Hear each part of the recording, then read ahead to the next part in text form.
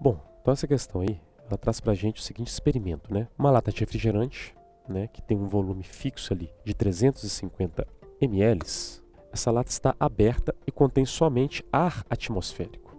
E é colocada dentro, então, de um forno a 100 graus Celsius. Após a lata atingir a temperatura, de 100 graus no caso, ela é fechada. Em seguida, né, tem a sua temperatura reduzida a 25 graus Celsius. Com o decréscimo da temperatura, ocorre então uma redução na pressão interna da lata, que levará a uma implosão. Ante o exposto, calcule a pressão no interior da lata no momento imediatamente anterior à explosão e o volume final após a implosão da lata. Bem, bom, então no caso aí, nós vamos utilizar aqui a nossa equação geral dos gases, né, por duas vezes aqui, para determinar o que se pede aqui no enunciado dessa questão. Primeiramente, nós vamos utilizar a equação geral dos gases para determinar aqui qual que vai ser a pressão final, certo? Imediatamente ali,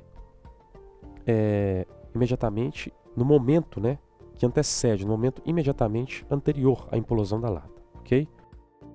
No caso, né, desse primeiro cálculo nosso, nós vamos considerar que o volume, certo? Ele vai permanecer constante, né? Vai tratar-se aqui, nesse primeiro momento, de uma transformação isovolumétrica, visto que ocorreu uma variação de temperatura, né, de 100 graus para 25 graus, ok?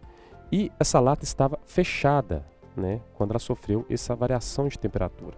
E ele informou para a gente ainda que, consequentemente, ocorreu aqui uma redução, né, ou seja, uma variação na pressão interna.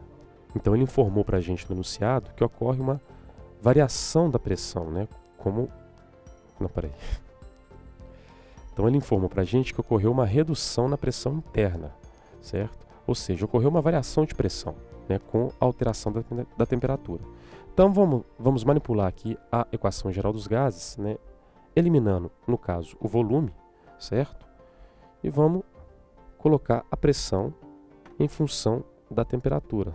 Então vamos considerar aqui um momento inicial, pressão inicial, uma temperatura inicial, né?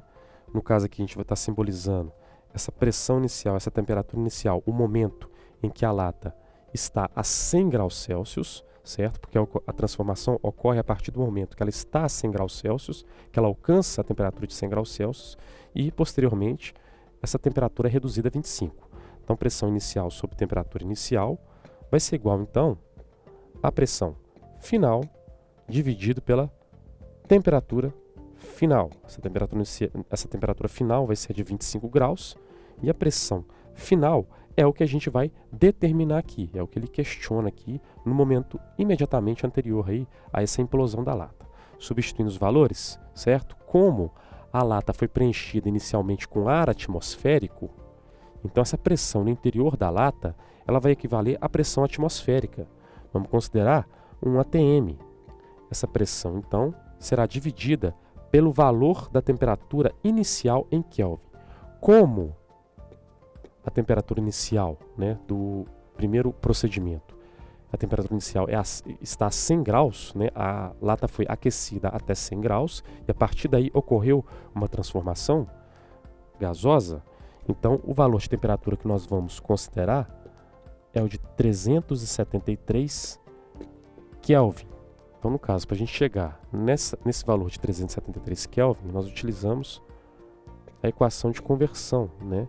A temperatura em Kelvin é igual à temperatura em graus Celsius mais 273. Então, a gente chega aí na temperatura em Kelvin. Como a temperatura inicial é de 100 graus, certo? 100 mais 273, 373 Kelvin. Então, isso vai ser igual à pressão final, que é o valor que a gente está procurando, dividido pela temperatura final. Como a temperatura final vai ser de 25, ocorreu uma redução de temperatura após a retirada da lata do forno, então essa temperatura final vai ser igual a 298 Kelvin. Temperatura em graus Celsius 25, somado com 273, 298 Kelvin. Então, multiplicando cruzado, isolando a pressão final, nós chegamos aqui a um valor de 0,8 atm.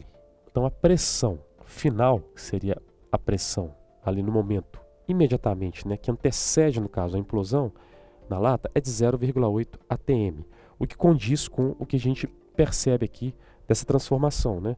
Já que ocorreu, no caso, uma diminuição da temperatura e o volume está constante, já que a lata encontra-se fechada, então o volume constante, temperatura e pressão são grandezas diretas, enquanto a temperatura foi reduzida, proporcionalmente a pressão também sofreu uma redução. Okay? Para determinar o volume final após a implosão, certo? Nós vamos considerar ocorrer uma transformação isobárica. Por que seria uma transformação isobárica? A pressão interna da lata é uma só, certo? A partir do momento, né, na qual ela vai implodir. Okay? Então, conclusão. Vamos considerar aqui volume e temperatura. Então, volume inicial dividido pela temperatura inicial, que vai ser igual ao volume final dividido pela temperatura final, certo? Então, para determinar aí nosso volume final da lata, nós vamos utilizar essa equação do geral aí, no caso, sem o valor de pressão, ok? Então, olha só, o volume inicial da lata, isso assim, imediatamente antes, né, do momento da implosão, é de 350 mililitros. A temperatura é de 373 Kelvin. O volume final que a gente procura e a temperatura final, como ocorreu uma redução de temperatura, ela vai ser de 298 Kelvin.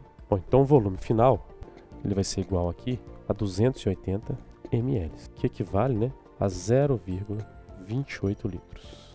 Então, no caso, o volume final da lata, né, após o momento da implosão, vai ser de 0,28 litros. Então, ocorreu uma redução de volume, ok, com o aumento da temperatura, tá? Então, a resposta da nossa questão aí, 0,28 litros, seria o volume após o final da implosão, e a pressão interna no momento anterior à implosão, 0,8 atm.